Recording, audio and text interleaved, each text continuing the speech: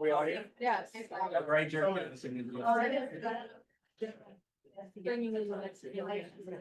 We are going to get started here on our interview. Take your seats.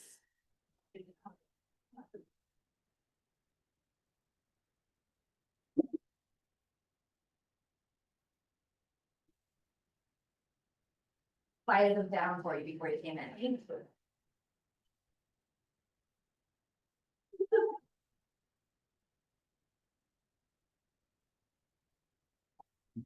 Thank you for coming. Thanks for coming. You. Thank you. Having you. Wouldn't be surprised if I took to have them. Thank you.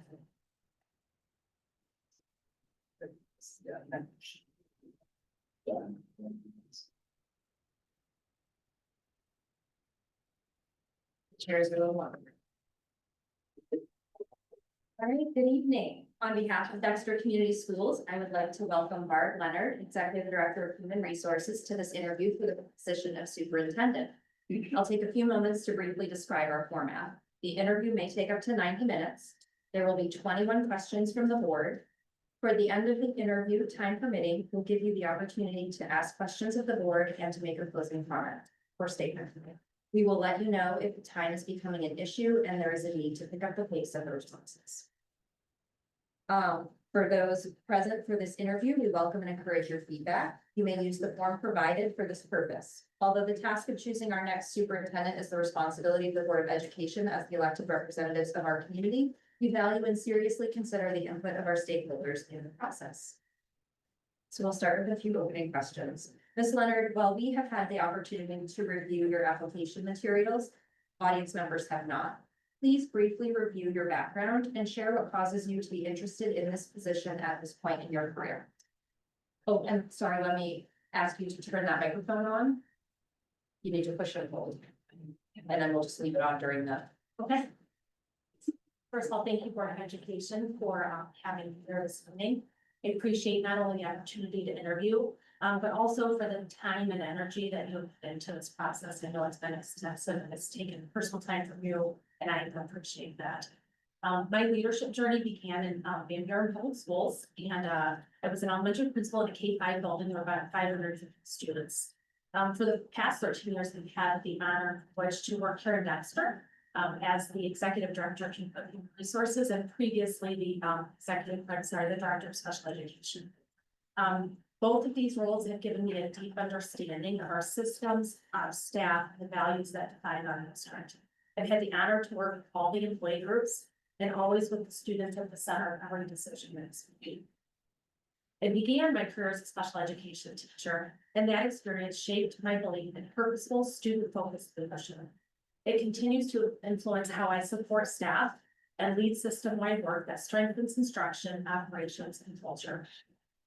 My education, I started at Eastern Michigan University, earned a bachelor's and a master's degree, and then an ed specialist degree from Oakland University.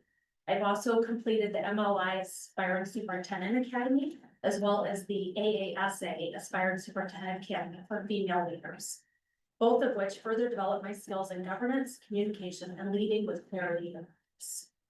What draws me to this role in Dexter is a deep and personal commitment to Dexter schools. I believe in the work we've done and the people who do it every single day. I'm ready to build on that foundation, lead with purpose, and ensure our schools remain places where students and staff can grow and succeed. Yeah. What do you believe are the 2 or 3 most critical long-term priorities that we will need to address? And how would your background and skills help us address these priorities? So first of all, I think the major priority in front of us is the bond that recently passed.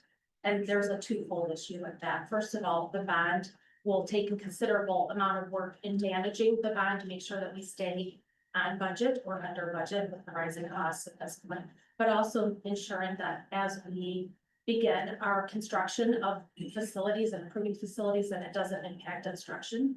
And the second priority that I would think that is, we need to continue to work on is our student support, student interventions. We have been developing for the past few years at MTSS, the multi-system support system for multi-tiered system of support for our students. And we need to continue to work on that to provide interventions and support for our students who are struggling. There are some achievement gaps. We also need to continue with early literacy work with our students. So those, I think, are the priority. And then the obvious is that there's a new superintendent that will be in place, and building that trust and relationship with the board and the community will be priority. And what specific qualities and capabilities do you bring to this position that may set you apart from others?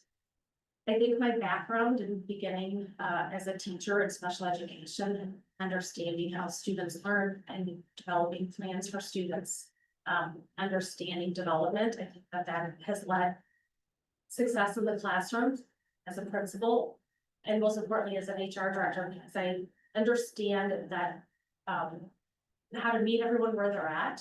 And then once we're there, we're meeting them where they're at. We can provide the right supports, we can problem solve, we can work together. It helps me listen and understand where they're coming from, what their needs are. So I think that background, also, I have a pretty extensive background in administration from an elementary building with a very diverse population, socioeconomic status as well. My special ed background has carried me through teaching and administration, and I can't speak highly enough about the learning that I had and how that supports me in supporting students and staff, and meeting with parents and understanding what their child may need in the classroom and helping those conversations with them. Thank you, Barb. Well, we're going to talk about questions on district relations. The first one here is maintaining healthy relationships with school and community stakeholders is important to the Board of Education. Please share with us how you have gone about building and maintaining successful relationships with all members of the school community. I think relationships begin with being transparent and open communication. And that happens by being present at activities and events that are happening, not just in the schools, but outside of the schools. Could be our athletic events, our music concerts, our drama performances, being involved in the community. I think when you are seen and you have conversations, when you're at a festival downtown or at an event and just meeting people, they know you, they to face saying, oh wait, I know I can call her, she will meet with me and she will problem solve, or she will help me direct me in the right way of the support I need. I think it's really important that all of those relationships start with building trust, and that is being present, visible, open communication, personal open communication, but as well as transparent communication from the district. Doing a great job of celebrating the successes that we've had, but I think it's important that we communicate the things on, for example, transparent communication with us so that they trust that we're doing the right thing. So I think building those relationships absolutely begins with building trust with them and being visible so that they know who you are and they want to listen.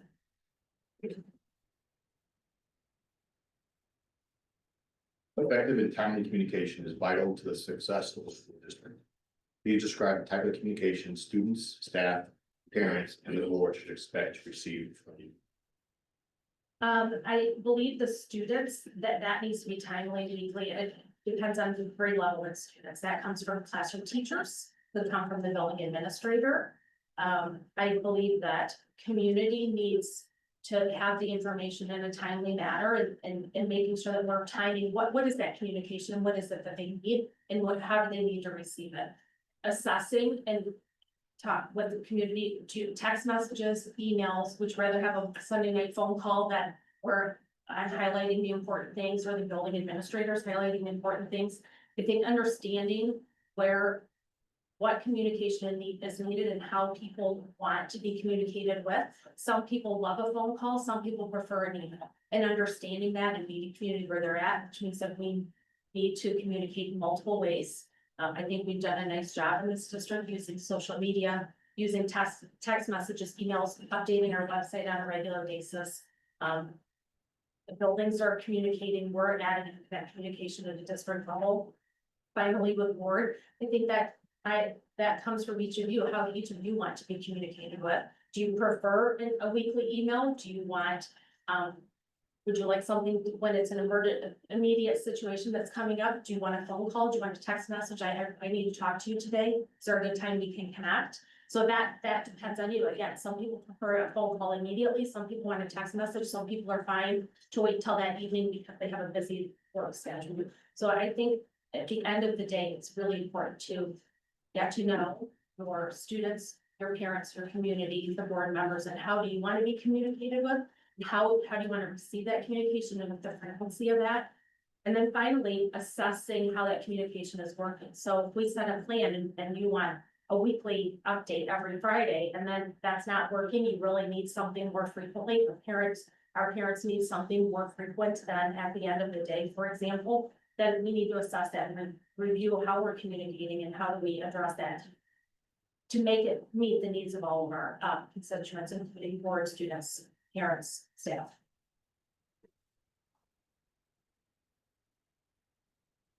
All right, we can switch gears and talk about some political awareness questions. As our superintendent, how would you advocate for political action that benefits our district and public education throughout our state? So a few years ago, when I was the director of special education, I was fortunate enough to attend to go to DC with a delegation from Washington County and then from other districts around the state to advocate for special education funding. And I was able to talk to our legislators in Washington DC and share the importance of why we need to appropriately fund and fully fund special education. I believe at this point, continuing that work as well as staying connected, I receive weekly, sometimes daily, depending on the political culture, updates from both MASB and then MASA, which is the Superintendent Association, as well as Troon, our law firm, sends out monthly updates.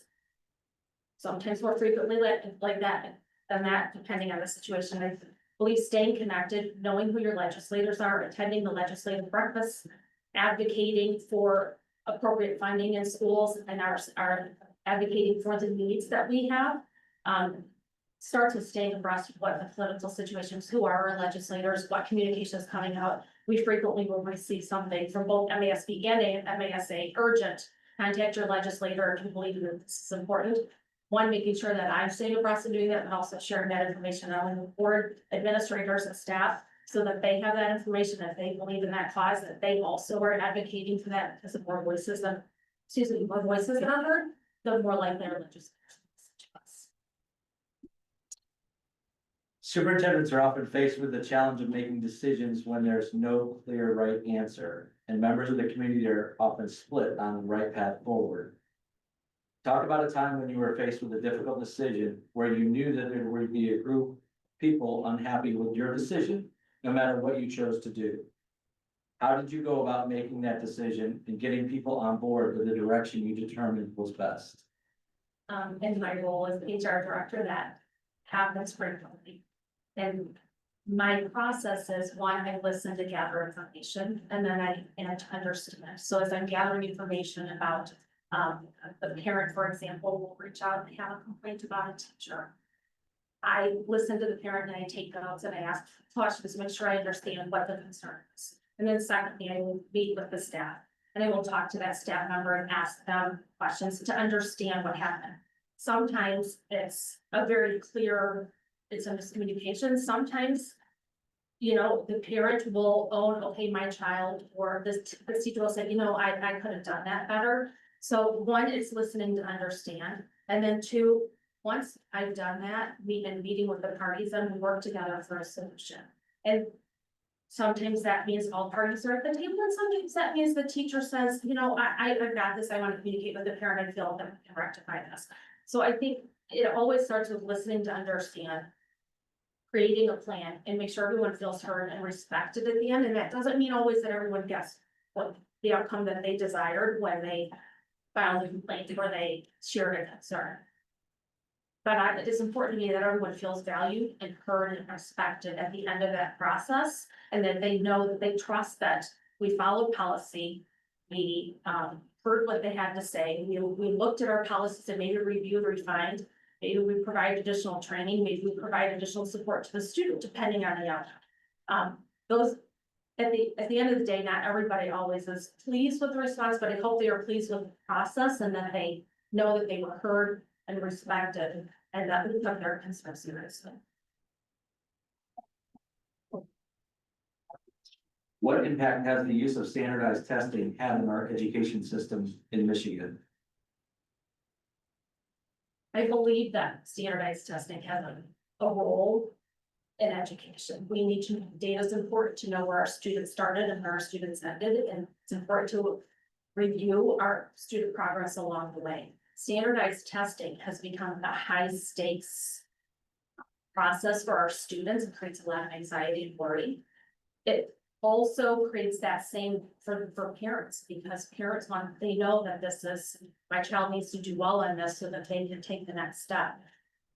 I think the pressure that we put on students is really high, and I don't know that it's always beneficial. I like the way that some of the universities have gone where their scores are not the priority. When we start testing our students in third grade, it's a lot of pressure for them to sit now on a computer. When I started as a teacher and administrator, it was neat, but it was paper pencil with the number 2 pencil, and it's a lot. I think there's value in data, and I think we need data to assess our instruction, to assess where our students are, how they're learning, what their learning gaps are, what do we need to do as the professional and as the instructional teachers, instructional coach, what do we need to do to refine our instruction so that we're meeting the students where they're at? I think we need to figure out how to make this less stressful for our students and more meaningful, because the data, it's not always the most useful, because by the time we get it back, those students are at the end of their school year or have.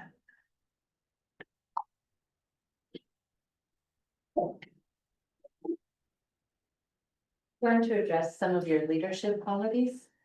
Please describe your typical style of leading and talk about situations in which you may vary from that style. I view my leadership style as very collaborative and problem-solving.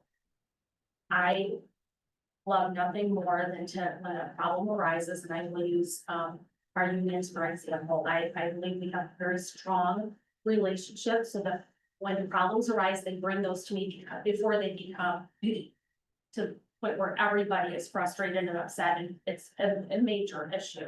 So I like that collaborative approach where we listen, we talk about what is the problem and how do we get to a solution where everybody is feeling like they've again heard and valued, and that we're meeting their needs.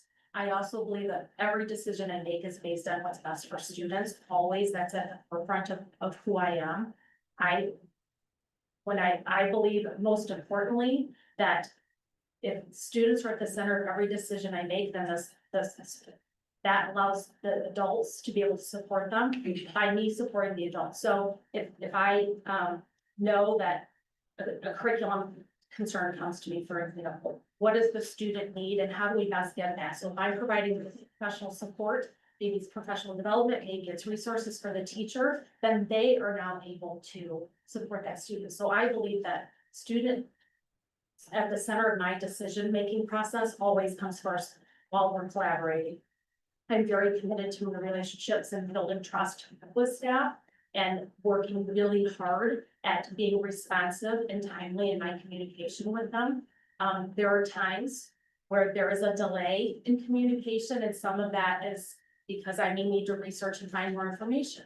So my leadership style will vary from that, where I will say, I'm sorry, I can't respond to this right now, I need a little more information. That collaborative approach works well until there's an immediate situation that needs a response. And at that point, I can be very decisive.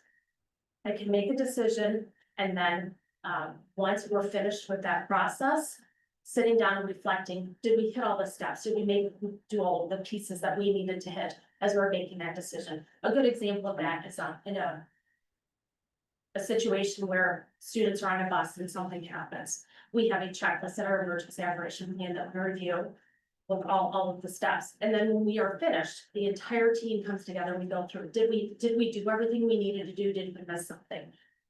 Communication, did we communicate appropriately with families? So at that point, there's a decision that needs to be made, we make the decision, but then always take time to reflect and review that decision to make sure that moving forward, if that situation were to occur again, that we adjust as needed so that we are leading appropriately, supporting staff, supporting administrators in a decision that needs to be made, but also looking at what do we need to do moving forward so that maybe we missed a step and someone didn't get the communication they needed. So adjusting as the situation comes. What is the most difficult decision you've had to deal with in your career in education, and how was it resolved? I think any decision that I make with staffing is very challenging. A couple of years ago, we were in a situation where we had to lay off some teachers. That personally was very challenging, and knowing that it was impacting people's lives financially, emotionally, and they had to finish out the year. And so my approach to that was, I went and met with the individual teachers and shared the situation we were at, shared why this was happening, and provided support for the staff who were looking for another job. Those are hard decisions for me, because I know the personal impact. I believe meeting them, supporting them, having those conversations one-on-one in their space. I did not ask them to come to me. It was really important to meet them where they were at so that they, even though it was a very difficult time, that they felt supported, providing references and those kinds of things. So anytime I have to make a decision that involves staff, that is incredibly challenging for me because I know that there's greater impact beyond just what I do with them. What are the key elements needed to establish and maintain a good working relationship between you, our staff, and our board? Communication and trust. Again, it is so important to build that relationship with individuals and understanding who they are, what do they need, and support, mentorship, communication. Do they just want a quick, here's the answer, here's policy 2201, and this is our process, or do they need someone to walk them through that? Do they need a thought partner? And I just want to process this with you in the how. I have a situation, I want to talk through it with you and I want to hear what you have to say. I just want you to listen to me. So building those relationships and meeting them where they're at, providing the support that they need is the best way to build relationships amongst teachers, parents, administrators. Thank you. Okay. Then pivot a little bit to the classroom. Please give us some examples of educational change or reform that you've initiated in your career that have led to improvements in student learning. This is a very personal one for me. During my tenure as HR director, Chris and I were talking about our students and what life looked for our students after high school, and some of our students needed more support. And as a first generation college graduate, I really believed in early middle college. I really believed in that concept of supporting students. They start their journey as 11th graders, and they start slowly taking classes at Washington Community College, as well as the high school, and eventually in their 5th year, it's a 5-year program, complete their associate's degree and high school diploma at the same time. Through that process, they also can earn several associate's degrees if they dovetail. For me, that was a very personal, because I was a first generation college student. I did not have, well, my mom was incredibly supportive. She didn't have the resources to support me. So knowing that we were providing an opportunity for our students who needed that support. So when they started classes here in high school, they had teachers to support them. They had someone to teach them those soft skills. They had someone to teach them study skills. They had someone to say, oh, hey, you have class today. You need to make sure you get there on time. Do you need to make sure you have lunch? What can I do to help? Those kinds of things are so important. And going through that process of applying to get approval through the state and working with WCC to create that relationship. At the end of the day, keeping students in mind, that's the thing that was not an easy process, as you can imagine, a lot of hoops to jump through to get approval. But it was so important to me to do that for our students, to make sure that there was a pathway for them who needed it. And that has expanded, and we continue to have that program. It doesn't just serve first generation college students, it serves students who have a variety of needs, but at the end need that support. And we've had 4 that have graduated, and I'm very proud of that. Keeping with that that theme, actually. How will you ensure that our students are well prepared for post-graduation? Meeting the needs of college readiness while also providing high quality, relevant, like career focused opportunities too. So carrying on with that early middle college, the other thing that I'm really proud of is the alt-ed program that I was part of starting. I believe in pathways for our students. My daughter was an IB student. That was wonderful for her. That's not for every student. We have students who take AP classes. That's also not for every student. We have started our own CTE classes here in the district. We have consortium in Saline where our students can attend. We need to provide additional opportunities and that starts with students. What do you want? What are you interested in? We just had a career day in the spring. A number of students who said, I'd never heard of that career. Oh, I'm interested in this. We need to provide more opportunities for students. And again, I go back to when I was a middle school student and we had this research careers and I thought I was going to be a secretary because I didn't know what was. So we have to do a better job of preparing our students and exposing them to multiple careers.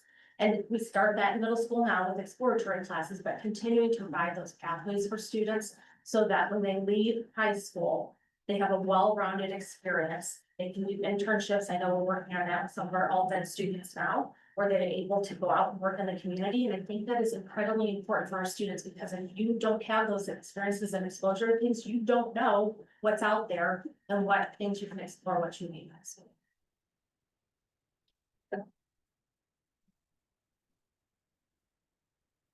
Keeping in mind our privacy obligations, what is the biggest risk that you have taken to do what's right for children?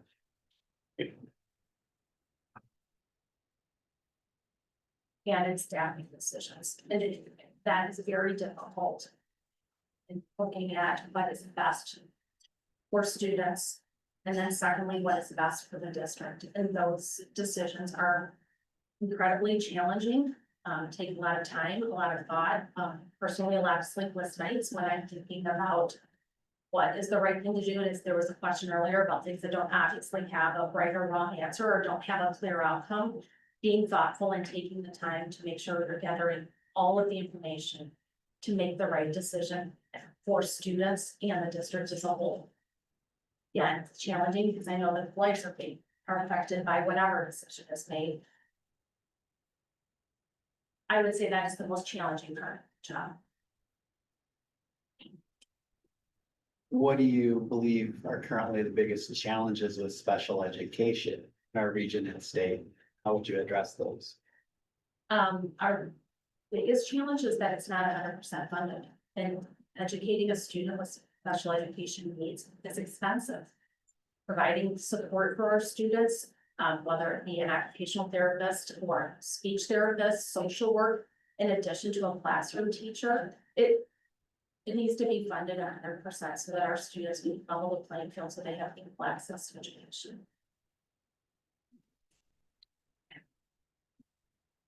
Okay, so these questions relate to finance. Please describe your experience with budget development and financial management, citing the largest budget you have built and maintained. And how would you ensure that we maintain a balanced budget? So I managed budgets both as an elementary principal and a special ed director. My special ed budget was the largest with a lot of categorical and grants with specific ways that the money could be spent. And if you didn't spend it correctly or you charged something incorrectly, then now we're paying that back. So the process that I have used is spending a lot of time with the business office and the CFO to understand the budget, understand what those different categoricals and grants are, what can be spent, what can't be spent. That requires multiple meetings and quarterly reviews of the budget. When I was a special ed director, I was also met with the ISD and their finance department to talk about those things. Medicaid was one of the billing pieces that we had to make sure we got right. In addition to those things, negotiating contracts, that is the largest expenditure the district has on people. And so when we sit down and negotiate contracts we've been doing it every year now financially. Understanding the impact of when we give raises or we increase the district's contribution to healthcare.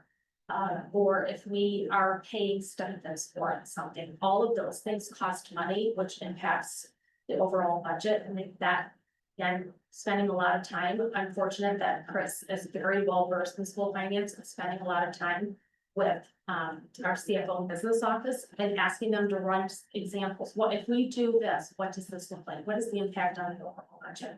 Again, MASA provides a lot of information and some workshops on that. MASB, or I'm sorry, MSBO has a lot of training and resources on budgets. So that understanding the impact of making one decision, all the domino effects that it has. So it's not just a simple, I always joke that if I could give everything away to our staff, I would 100% do it, but then none of us would have jobs tomorrow. So thinking about that, the bigger picture and what that impact has on those, on the budget when we make the decision is incredibly. Have you had success in procuring additional funding for the school or district beyond what is normally provided? What ideas might you explore to raise money for Dexter schools? I can use an example of COVID.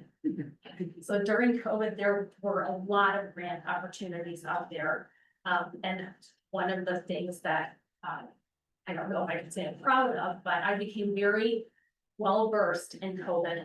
And a big portion of my salary was paid by grant money and understanding we're gonna apply for this grant. I have to do A, B, and C and do the following things. There are a lot of grant resources out there that have allowed us to continue to fund staff and programs. One of the things that we have done in the past is we had a lot of students that enrolled in our district for a year exchange students. That brings funding that allows us to fund other programs. So I think being creative and looking at ways that you can apply for state grants. You also have businesses have grants. We've had businesses that partner with us to pay for professional development for teachers. So finding those ways and building those relationships, spending a lot of time reading those updates that we receive from the variety of resources, because they will say, hey, heads up, there's this grant that you can apply for and the deadline is this day. Oh, and here's a template that you can use to apply for that. So carefully paying attention to all of the information that I receive and apply for those things. We just applied, we haven't heard back yet, but I applied for a large grant to pay for mentoring for our teachers. Hopefully we got that, and that will help and boost our mentoring program for our new teachers so we can keep them in the profession. So it's reading, finding, and doing the legwork to apply for those grants. Thank you. Hey, what opportunities do you believe budget limitations present? And in tough times, excuse me, in tough financial times, what are your top 3 priorities? So budgeting is always people, and that's the top part, because the majority of our budget is staff.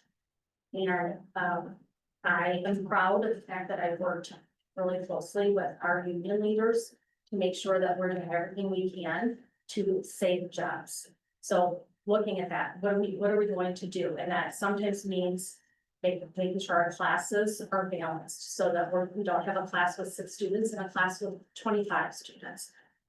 So looking at those things, making smart decisions about raises and about insurance costs and being creative with some of those things. So that doesn't mean we can't get raises, but how do we do that? Sometimes we look at our staffing, and this year we had some retirements and we were able to work through that process to make sure that we were able to give raises, well-earned, deserved raises to our staff, while also managing the budget. Because we do not want to get ourselves where we're dipping too deep into our fund balance and then now we're in a deficit. That is not worth anywhere. It's my job to be fiscally responsible, and I believe that as a whole, I know that's a priority of yours, it's also a priority of mine. So looking at that, looking at staffing, making decisions about our budget and what things are necessary and what things can we put on hold. And there are times where we can look at those things, and that takes a lot of conversation. That is not a decision that's made in isolation at all. If there are programs or services that we're providing, sometimes that doesn't mean cutting that. It means finding a grant that'll pay for that so we can continue moving on that path and continue using that service or providing that support. We've done that with our coaches at this point. We've been able to find grants to pay for our instructional coaches. because we don't have the money in our general fund or in our budget, per se, to pay for those. So looking at other ways to fund those things is a priority that collectively we work on together. That's not something that can be done with just one person. There's is too great out there with all of the opportunities of grants and not knowing what the budget will be at this point. We don't even know what our funding will be this fall. So making some very careful decisions about hiring, staffing, those kinds of things. There's a lot of unknown. We don't know insurance costs, and we don't know what our per pupil funding will be this year. So looking at our staffing and looking at ways that we can supplement our costs with grant funding is one of the key things that I Shift to staff and personnel. How would you interact with other administrators in our district, striking a balance between giving them the support and autonomy that they need to lead effectively, while also holding them accountable as appropriate and necessary? So I think that goes back to something that I said earlier this evening, which is building those relationships and getting to know them as individuals and as a group. What do they need? What, learning their leadership style is really important. Some people, as I said, want to have that conversation. They want to just process. Sometimes they just want to know, can you just give me the answer to this? Where do I go to find this? So I think building those relationships with them, and while I have them now, it will be a different relationship. And rebuilding those relationships, rebuilding those trusts, and the rebuilding trust with them, because as I move to a different role, I really see that. So meeting with them individually, meeting with them as a group, what are their goals collectively for their buildings, and what are their goals for the district, and does that align with what our goals are for the district?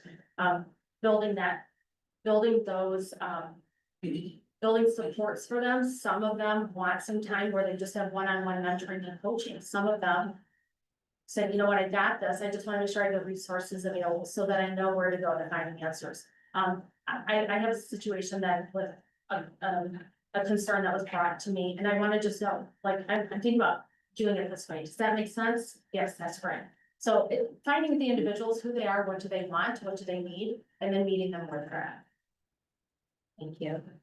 What would you suggest in terms of a comprehensive professional development plan for educators? Specifically, what would be the key priority areas as well as the delivery system? Well, I think we need to look at curriculum instruction and assessment and asking our teachers, what do you want? What do you need? Our teachers know that they need more help with instruction on a certain, a new goal that the state has put out. I think surveying our teachers is incredibly important, getting their input. I think looking at our student data is also really important. Where are our students at? What gaps do we have, and how do we meet them? With those needs, but in professional development. And finally, I think we have to stay on top of the current events that are happening and asking our staff, what kind of support do you need for that? I know that a lot of stress surrounds current events for our staff, because they just want to know, what can I say, what can I do? And I think providing professional development for them on that topic is incredibly important. And finally, I think one of the largest things that we need to be focusing on is our students and their social emotional needs. Our students are coming to school with a lot of stuff, and providing teachers with tools on how to support students. That goes hand in hand with providing tools so our teachers can support themselves and each other. It's shifted a lot, and I think we need to focus our KD on staff KD so that they can the best passes for students. How would you assess the current culture and climate of our district? And as our superintendent, how would you positively impact that culture and climate? So I've done a lot of work with positive psychology, and prior to the pandemic, I was went to an Orange Frog training, which really looks at positivity and how does that impact a person's well-being. And when people are feeling positive about what's happening in the district, then they're more likely to support and contribute to that. So I think one of the things is getting out, listening and learning, asking questions, attending meetings with them and asking for their input. Where are you at? Do you need? Our staff will tell us what they need. I know they have value connections, and I know we've worked on that. We need to continue working on connecting with one another. There's some isolation that's happening with teachers in their classrooms. So it's so important to meet with them, listen to them, attend events. I was active in our professional learning communities for the past 2 years and just sitting in groups with our teachers and talking about how do we do things better? I was in the culture group for the past year, and then the ideas that they have are inspiring. How do we bring each other together, support one another so that we're at our best with our students every day? And I think that being present and available to them is important, and, you know, being in the building, attending their events, if there's a music concert. That was really great. I loved what you did with students last night and letting them know I'm here and I'm ready to listen. But I think it's important to hear their voices and what do they need? And how can we provide that for them so that they are feeling supported, and that they can do their very best, because culture's not good, that goes right downhill to our students. So we need to make sure we have a really strong, positive culture, and continuing that, I think starting as we have a transition, that it's going to bring some fear, some concern, and making sure that they are heard and valued, and I listen to them, I meet with them, hear with administrators. What's happening in your building? Is there something I can do to support? Is there something going on? What do we need to do? I think we do a really nice job of trying to do some connections at PD. We get 5 of those a year, so that's not enough to have some of those connections. We did food trucks, talking to people. I think it's just really important that we continue to build the Dexter culture, which is really strong. Our community and our school community is very strong. There's a lot of pride here, but continuing to build that is really.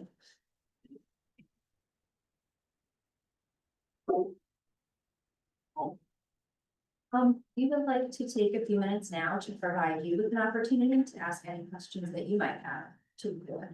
Okay, I just got one. What aspects of the Dexter schools are you most proud of as a board? And how can the next superintendent build on that? Good question. I will start, and if anyone else wants to chime in, you certainly can.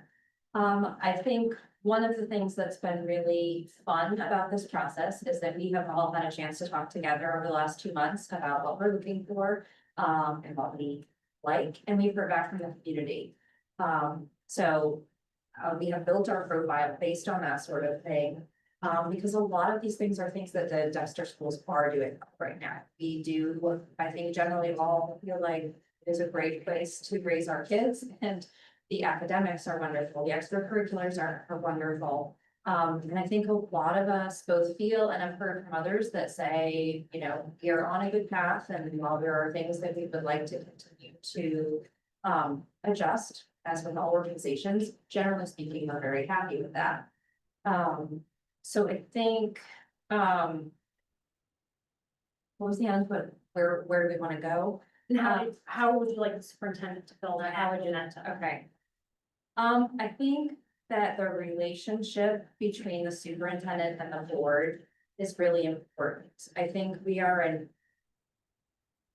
I will say, essential connection with the community, because we do provide a level of both accountability and reality checking, because we are the every parent. And so we do talk to people on baseball fields, we do talk to people in the grocery stores, and sometimes we are able to make connections and share updates in a way that can hear a little bit differently. So I think just thinking about establishing a really positive and two-way communication between the board and the superintendent, I think will continue to keep us pretty strong. I mean, I think we've all learned a lot about the feedback loop in the community over the last 2 months, and I think it's, you know, I think it's inspired some of the ways that I respond to emails and talk, and some of the information that I want to gather from the district. So I think just more of that.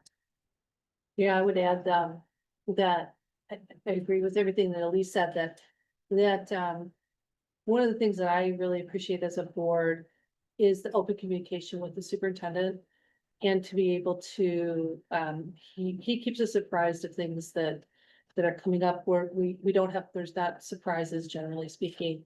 So that communication that you spoke to in in many of your comments, is so important. And I think that this board is very strong in that, we are not, we are very open and honest, I think, with our superintendent. And I think that that's really important, just to be able to have open dialogue. We all have ways to improve. And, he helps us and we help him. And I think it's been a very good relationship in that way. And then as Elise said, just making sure that we're listening to the community and hopefully sharing, the eyes and ears and helping, in the way that we can.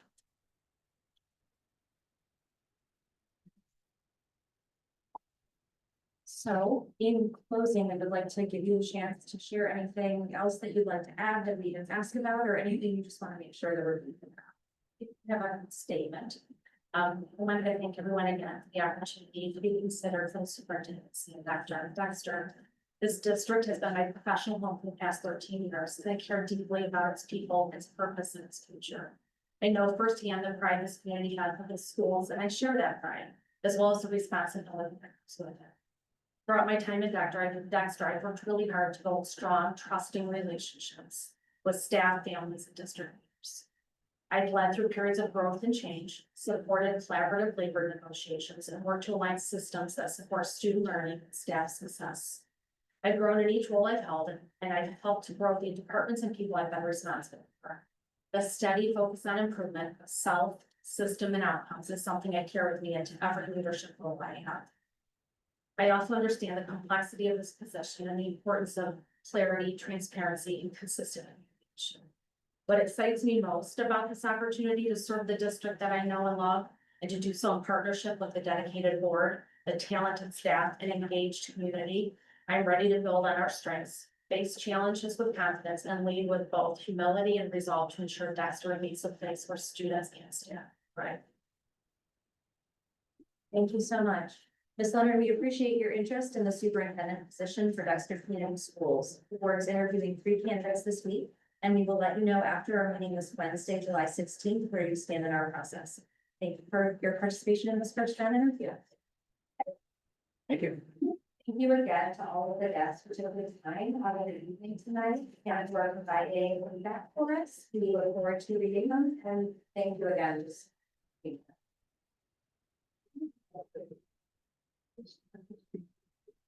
Oh.